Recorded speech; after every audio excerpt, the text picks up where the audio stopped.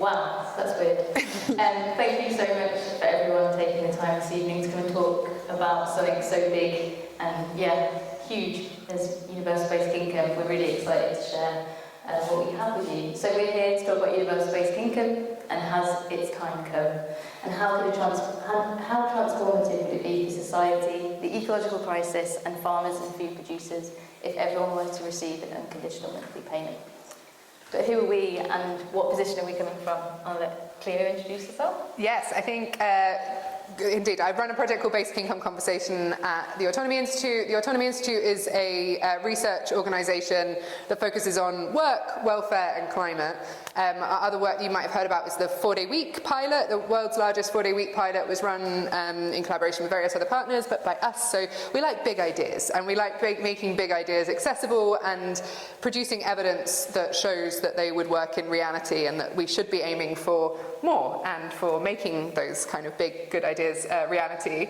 The Basic Income Conversation project, you know, my job is to come and talk a bit about those big ideas, but I've always found that the cogs the bits fall into place when you get to talk about it, and I get to listen to people's unique insights into it.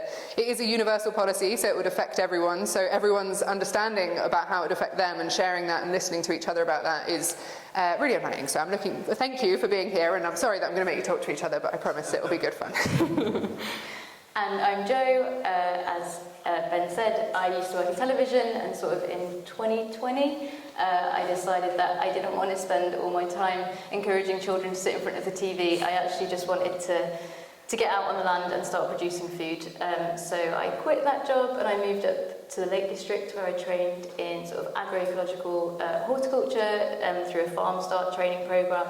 So I've been doing that farming or growing for the last 4 years, and I'm about to move to Bristol to step up into a co-lead grower position at a community supported agricultural project down there, which is really, really exciting. And sort of through my transition away from desk work and into land work, I think the cracks became really clear. Coming from a job where I had a pension, a safety net, annual leave, sick pay, and going into land work, I really found out the hard way just how hard it is for so many agricultural workers in the sector, and that's sort of why I came up with the Basic Income for Farmers campaign, because it would have helped me and I wanted to see if it would help other people. So I started having conversations around the idea, and the campaign kind of grew from there, and then I joined forces with Cleo, which has been amazing. So, making sure that we know, I've told you what it is before we're asking you to talk about it. A universal basic income has 5 key pillars. 3 of them are what makes it an income. So it's cash, it's money that you can spend on whatever you want, it's not vouchers, it's not prepayments or refunds on things that you bought, it's money. So it's choice over your time, it's money you can spend on whatever you want and whatever you need to. It's also a regular payment, so it comes in every week or month, so you've got that stability of income, you know that you can depend on it, you can plan around it. It's paid to the individual, and this is, in contrast to usual social security that is often calculated or delivered on a household basis. This is a sort of feminist principle in a lot of ways baked into what a basic income is, because historically and currently women are left without an income of their own because of the way that our systems are set up disproportionately, but also, many people in our society are left out without an income of their own, and this in one single policy tool would change that for the first time in human history. The 2 kind of most important pillars of a basic income are that it's completely unconditional. So there's no conditions on it. You don't have to apply for jobs. You don't have to behave in a certain way. You don't have to be a good, member of the state. You can do whatever you want with your time, and you still get your basic income paid as a right because you're a human, and with the acknowledgement that we need to have our basic needs met to be fulfilled and to be able to make choices and to be able to participate in society. And that final piece is that it is universal. This is what makes it so massive, it's what makes it so transformative. Every single person would get their basic income payment. It is a universal right. It's not a silver bullet, as people love to say. It is a piece of a wider puzzle. It is often most usefully described as an income floor that everything else would be built on top of. So a wider social security system would still exist. Universality doesn't work for certain things. Disability benefits would still need to exist because people with disabilities have higher costs of living, they have different costs. Things like carers allowance, for example, would still exist, because if you're unable to engage in paid work, then there's an inequality there, and that needs to be acknowledged by our social security system. Other things which are also social security, like services, healthcare, education, travel, food probably will come on to. These are more effectively delivered by collective services, so that would continue to be essential, continue to be something that we need to improve and to hone and to make more universal, but you would get your universal basic income in addition to that. And work would still exist, paid work would still exist, but what would happen is you'd have this income floor that is unconditional and universal, that your wages would be added on top on. So rather than that being means tested or taxed away, lost by different conditions on social security payments, the basic income exists, and then when you earn your wages, they are taxed, but they build on top of that income floor, so you never fall beneath that. So how would it work? This is the question that many people ask me, the serious numbers stuff, that is this economically viable, is this feasible? A universal basic income, as I've described it, is a concept. It's got characteristics. As soon as you start putting more details to it, you have to define how you pay for it, how does the back end work, how much is the basic income. That obviously has an enormous effect on how it would behave in reality. A basic income of £100 a week is very different from a basic income of £1,000 a week, and the impact that would have on your life. But these papers, green looks extra special on that screen today.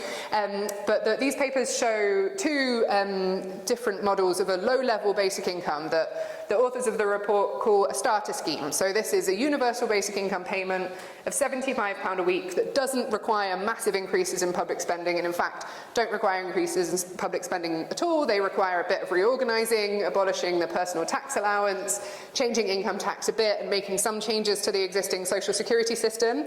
That would fund a basic income payment of £75 a week, and that would halve child poverty. So basically for free we could halve child poverty and give everyone this unconditional basic income.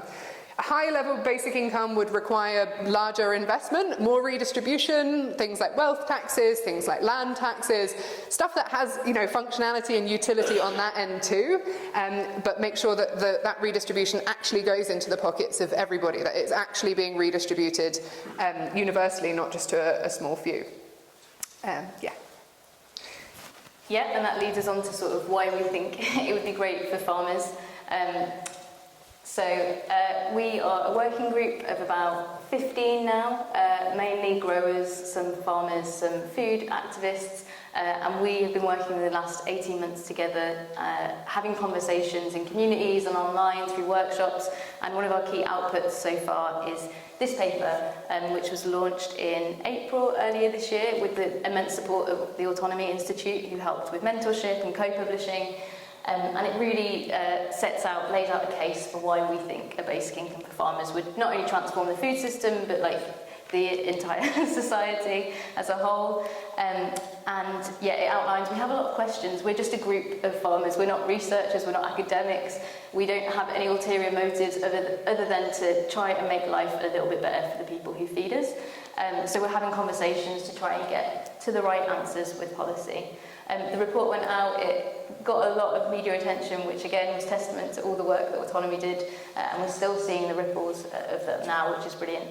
But at the core of a basic income for farmers, much like universal basic income, it is the fact that so often farmers are squeezed financially through time. A lot of farmers can't actually farm in the way that they would like because of market pressures and supermarket pressures, all those other things. So a basic income for farmers, like a UBI, would hopefully give people time, or at least choice, to farm in a way that aligns with their values.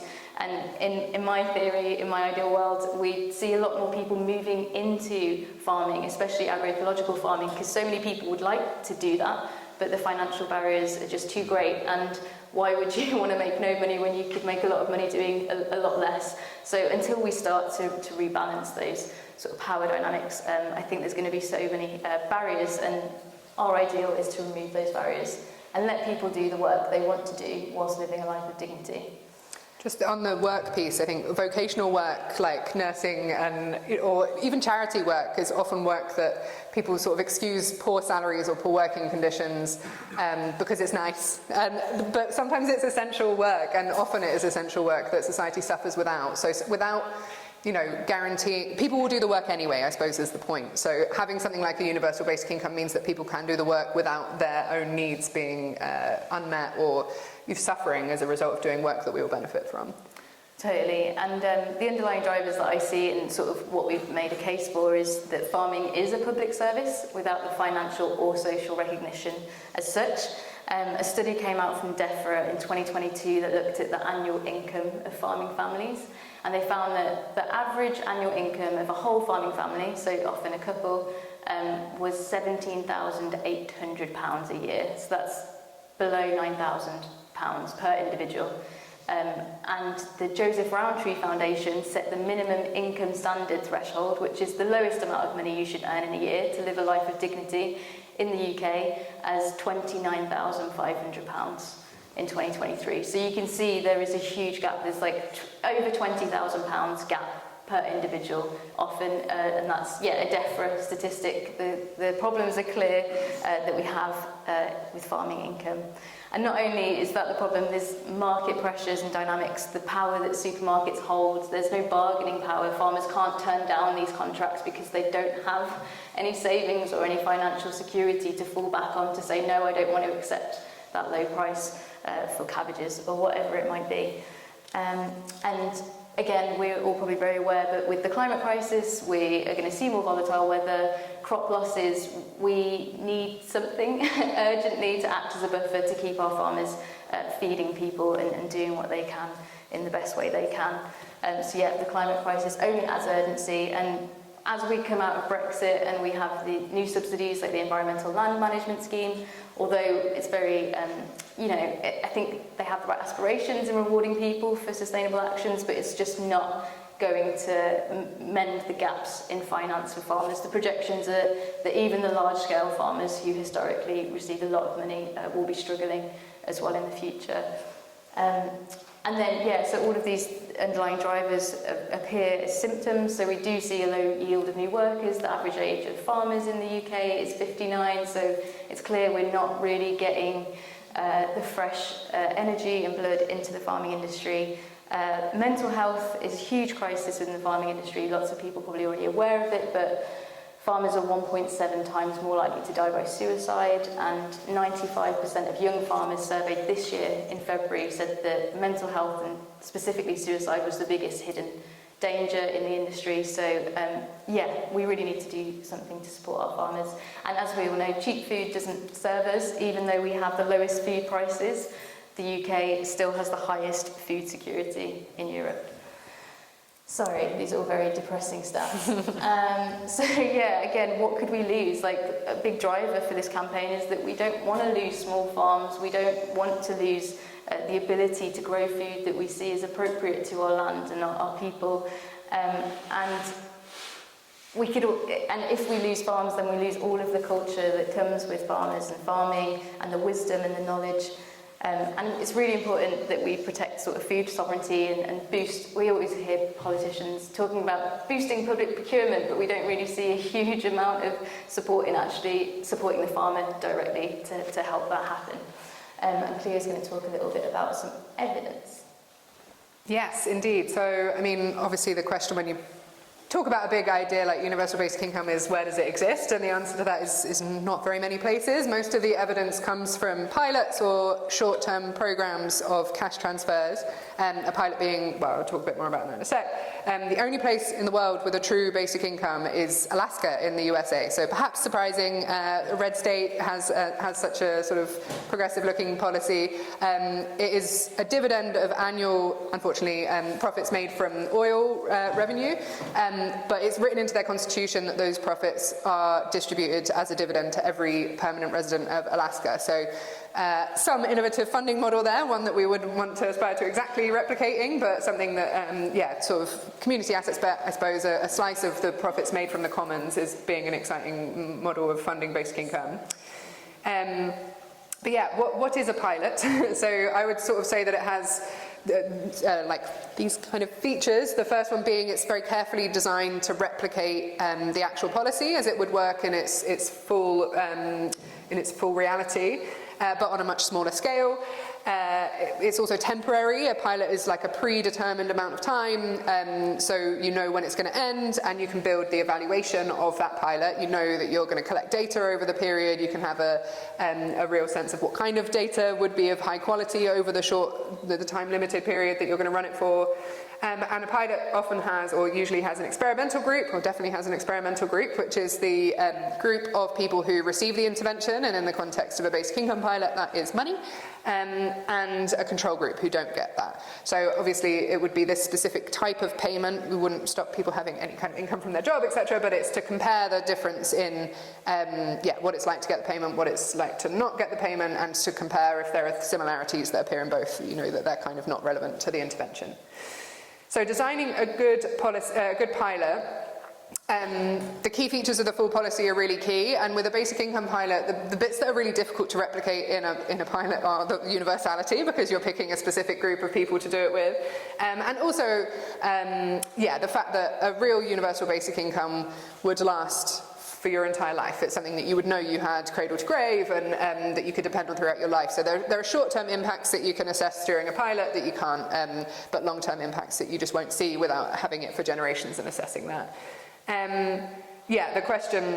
that second question, it is possible to adequately simulate a basic income policy as part of a pilot with caveats, and those caveats are worked out through the evaluation. So that second piece, you have to have a real sense of what impacts that you're expecting, so you can collect data that tell you whether or not that those have appeared, and how trustworthy that can be. Statistical analysis, all that kind of detailed stuff. Why a pilot? So some of it is this, to answer these questions, to generate new data on a policy, to inform policy that is going to be made. You would expect that if you're going to go to the effort of doing a universal basic income pilot, you would be committed to doing universal basic income policy, but actually there's little evidence of those things being intrinsically combined. Actually, pilots are kind of political projects in themselves. In a way, they create political will for universal basic income in the long term, but often they are used for different political objectives, so reform to the existing social security system, etc. There have been lots of pilots all over the world. You may be able to see them on this tiny map. Perhaps you will spot one of the dots very close to home up there. But the best way to, it's hard to generalise like a basic income does this, because all of the evidence is coming from pilots that are delivered either in very different contexts, India compared to Spain, for example, like very, very different contexts. So you can't, just comparing those two, you're not going to be able to say nice and neatly this is the impact that it had.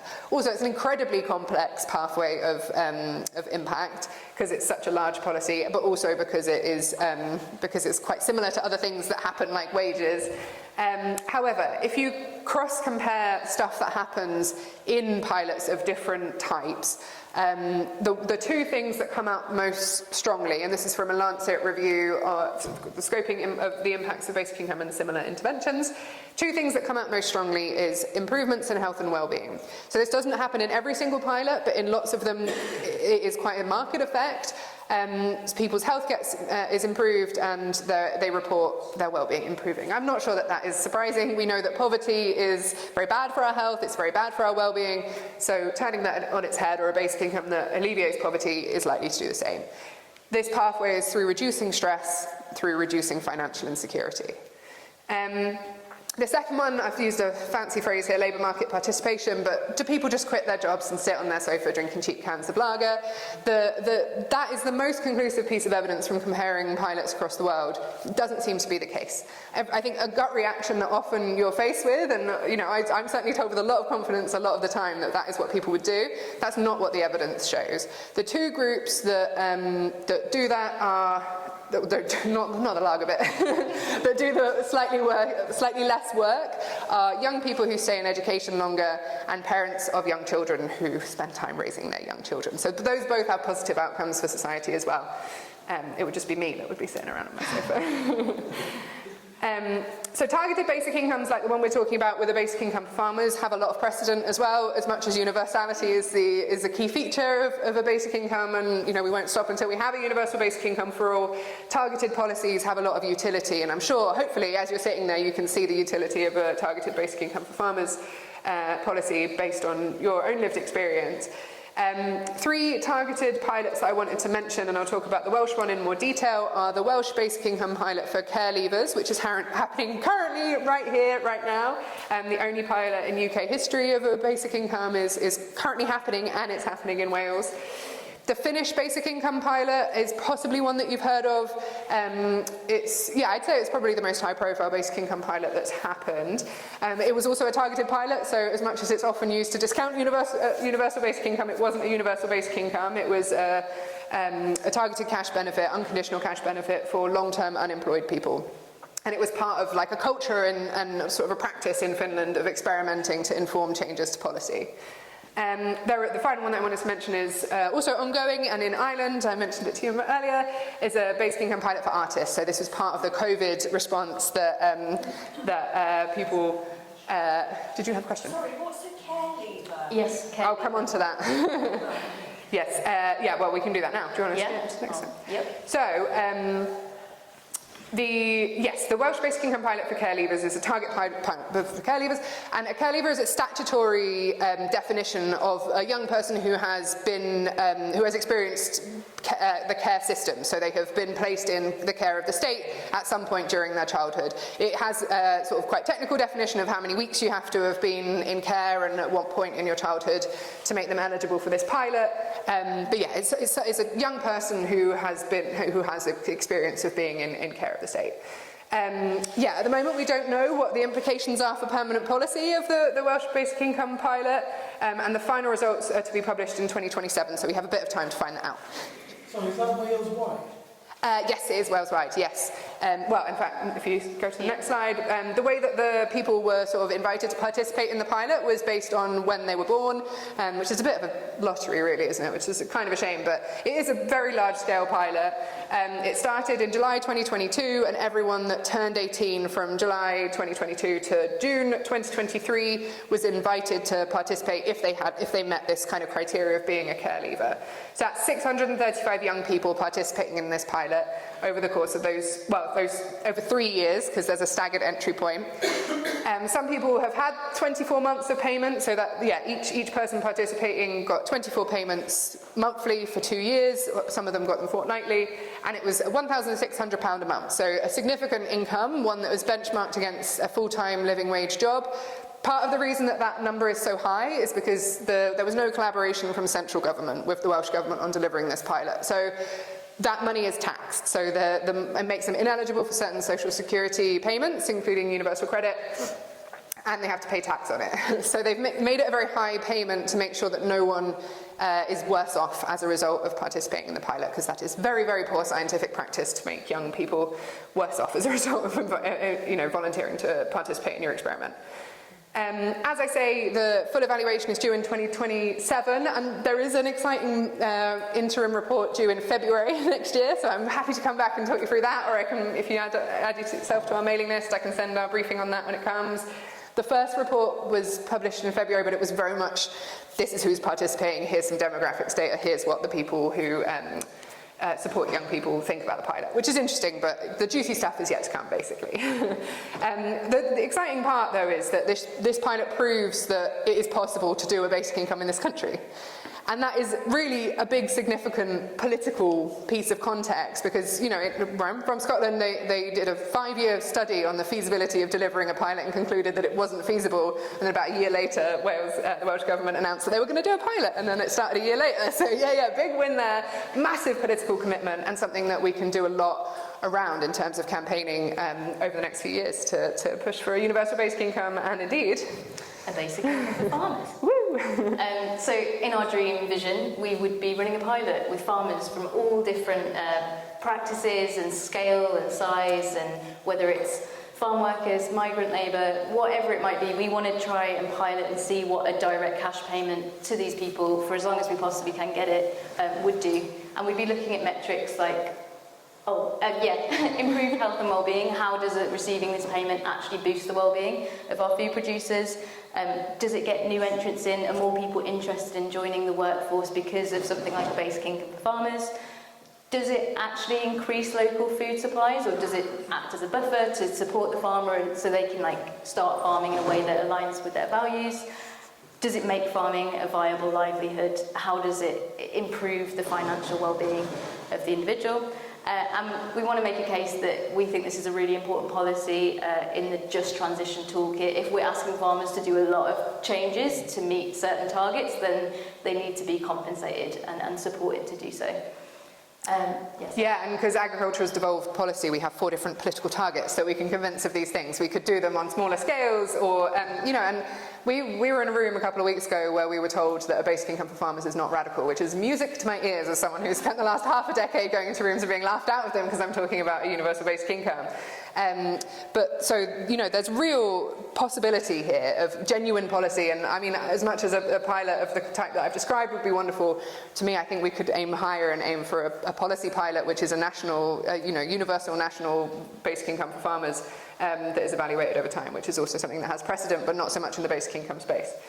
How are we doing? Yeah, okay. There are basic income for farmers being paid in reality, or that have been paid in reality in the past. India is sort of a very, very exciting example of this, a very important example of this. The early experiments were in sort of 2011, and they were run by our colleagues, Guy and Sarath, and amongst other people, and supported by the UN as part of their development programme and Children's Fund. I won't read through all the details of this, but the larger pilot was about 6,000 people, and relatively small payments. The smaller pilot had a larger payment, 1,000 rupees a month, and the larger pilot, by numbers of people involved, about 150 to 300. The average monthly income in India at the time was about 5,130 rupees a month, but these were targeted at people living in poverty, so their incomes would have been much, much lower, and these would have been very significant incomes for the people participating. The results of this pilot were big. They were more likely to do things like engage with banking institutions, which has a profound impact in terms of, just financial security generally in India, where lots of people are unbanked. Reduced indebtedness, but from a farming perspective, and this wasn't a targeted pilot towards farmers, but it led to an increase in spending on assets like livestock, a switch from manual labour to own account farming and or small scale business, and money spent on farm inputs. So in this context, had a massive impact on the farming practices there. Do you want to do this? Yeah, we had Guy Standing, who was part of the study, speak with us at Oxford Real Farming Conference earlier in the year, which was a real honour. Slide again, it was too fast. Sorry. Keep going with the guy. Shall I speak? Karen speaking? Yeah, we had Guy Standing, which was great, and he was explaining how when he was there he saw firsthand the impacts of the basic income for subsistence farmers, and they actually started diversifying their crops more. They went back to heritage grain. They started forming cooperatives because they actually had the means to sort of get their head above water and see what other people in the region were doing, and it was a really beautiful example that he gave in the room. Which is what, so that's what Jo just said. We're going to skip past this one relatively quickly, I'm afraid. We've got limited time. And so this is what led to the basic income for farmers policy. And again, this is quite reminiscent of a lot of agricultural policy, direct payments to farmers as kind of subsidies, those direct payments, that is a relatively common practice, or a more common practice globally. The Prime Minister Modi implemented a basic income for farmers nationally. And they say sort of nearly 75 million Indian people and farmers have received these payments of up to 6,000 rupees per year in 3 instalments. So this is a massive impact of the pilots that our colleagues delivered in the sort of 10 years ago, over the course of, I think it was about 2019 that this policy was rolled out. So that demonstration of the evidence of the potential for this and building the case for unconditional universal welfare has had impacts not only on agricultural policy in India, but also on the welfare state more broadly. So something for us to look at and learn from, and some primary evidence there for us, which is always exciting. And to ride those sort of hopeful waves, we'll talk about what we think, what we've discussed in groups of an ideal food system and what that would look like. So I guess the theory of basic income for farmers is that farmers would receive a basic income so that their basic needs were met by default, so they wouldn't have to worry about that sort of financial pressure all the time, and sort of freeing that up would hopefully lead to innovation within farming but also in communities, and yeah, trusting that the individual knows how best to meet their own need. And then that would lead to then responsive and democratic systems of decision making, so that kind of positive ripple out of security goes through the whole system, and then hopefully we would have a labour market that was actually built around the work that needs to be done for the collective good and not the sort of imbalance that we currently see. Sustainable systems of distribution are essential, so that sort of is the cycle of what I feel like an ideal food system would be. And that's like an iterative cycle that would be ongoing. Once you have those pillars in place and those, you know, those lily pads that you can leap from, the process improves, and this is how you build an ideal system. If you don't have any of these elements, then you're really missing a step out that's very essential to that process. Yeah, and for more pillars. So what are we saying a basic income for farmers is? We're saying that it would be a regular, unconditional cash payment directly made to farmers and all agricultural workers. So it would be paid to the individual, so unlike sort of historic subsidies or CAP or ELM payments, it would be not linked to the land. It's the individual who is contributing to food production, including farm workers. And it would be on top of any farming income and on top of any agri-environment scheme payment, which are currently already projected to be subpar for what farmers require. So yeah, it would be that sort of total income floor, not letting anyone fall through the cracks. And then how would that sort of sit in a food system in a sort of ideal way is that, farmers would be financially secure. They would be able to hopefully create and produce more local food, so we'd have an increase in supply of local produce. And then one of my ideas is that it would be great to have something like a national food service to take the infrastructure pressure off the farmers. I think things like the organic food in schools is a really amazing scheme. But again, the pressure kind of falls on the farmer to do a lot of the infrastructure and, a lot of logistics. So if we had some kind of service that would be like, wow, you've got 5,000 cabbages, we'll take that to the local prison, or we'll take that to the local hospital, and someone else can deal with all the logistics and the farmers can get on and do the good work of actually raising our livestock and producing our food. And then with the National Food Service, we'd also have a national food strategy, like I know Henry Dimbleby's done one, but maybe more something community focused and really get everyone involved in that process. And then I think we need more regulation of private market and supermarkets to not let them exploit farmers as they currently do and actually pay farmers a fair price. So if we could get that going, then we would have an increase in public procurement and a fair income return to farmers as well as the basic income. So yeah, we're just hoping to see like a really thriving agricultural sector. And again, like land use framework can't be skipped over. We need all of these things to work in accordance with each other. And I know the Nature Friendly Farming Network have got quite a good land use framework. But yeah, we kind of need all of these things. We're not just saying a basic income for farmers will solve everything, because there's so many other things that we need to look at. And this is just one sort of idea that we've had of how we can look at a whole system. And we want that system to boost the good, you know. We don't want to necessarily focus on like economic growth and GDP. We want to boost community well-being and sustainable practices within farming, economic resilience and strength within cooperatives and community projects, and yeah, really boosting local economies. Yeah, so that's what we see. We see basic income for farmers providing financial security for farmers, and we've done a lot of work. We've probably spoken with over at least 250 agricultural workers in the last sort of 18 months. And these are some of the quotes that came out of the Oxford Real Farming conference session that we did. So we asked, there was about 75 people in the room, and we said, how would this policy impact your lives? And as you can see here, someone said, I would be less grumpy, which I loved. It would grow local food culture. I would experiment more and take more risks on the farm to transition. I could get more involved in local issues. And then the one that feels really sobering for me is it would allow me to carry on farming. And the majority of the emails we get and messages we get are actually from people who are on the other side and they couldn't make it work farming, and they wish something like a basic income for farmers existed for them. We also asked for one word, how would you sum up what receiving a basic income guaranteed cash payment would make you feel? Valued, hopeful, creative, relieved, sane, positive, recognised, and then someone's just said better sleep, which, yeah, is all very important. So I guess as a summary of where we're at a very early stage of the project. We're really just at the scoping phase where we're trying to speak to as many people in the agricultural sector as possible, as most food and farming organisations as we can, and we've got this report.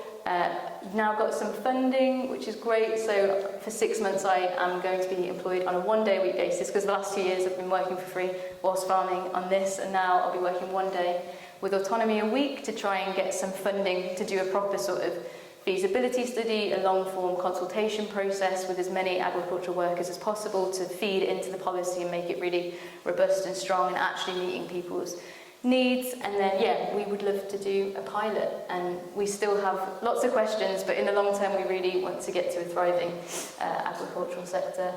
So yeah, these are some of the questions that we still have in our minds. Unfortunately, that's basically all of them. So we haven't, I mean, the proposal or the paper that we've published so far is a result of a consultative process. I think a lot of the time policy is done to people rather than with them, but we're not policymakers, we're activists.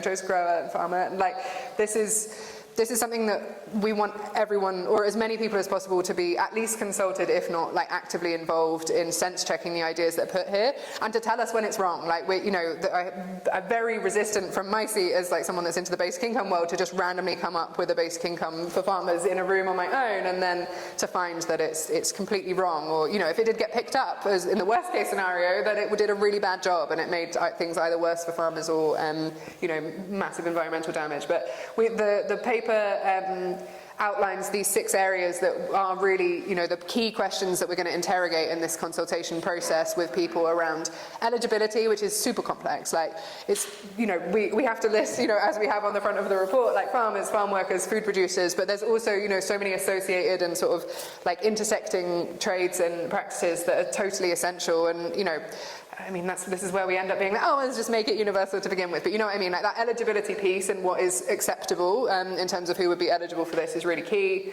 Things like payment level and frequency, the funding stuff, we mean by that, how would we pay for a national policy, which probably is something that's going to be done in a room by people with that kind of expertise, but then run past people. Infrastructure for delivering payments, making sure that that's fit for purpose, doesn't leave anyone out. Interaction with other schemes, the ELM schemes. And also the political pathway, which I guess is kind of actually our remit. This is about how we're going to push for it, who we're going to liaise for, what is not something to be compromised on, the narratives that we want to make sure that this is threaded through. Yeah, really key, important stuff that hopefully feels very exciting. And this is the question that we've been asked to explore today, so a big one. And this is the point at which we're going to stop talking and we're going to ask to have a conversation now.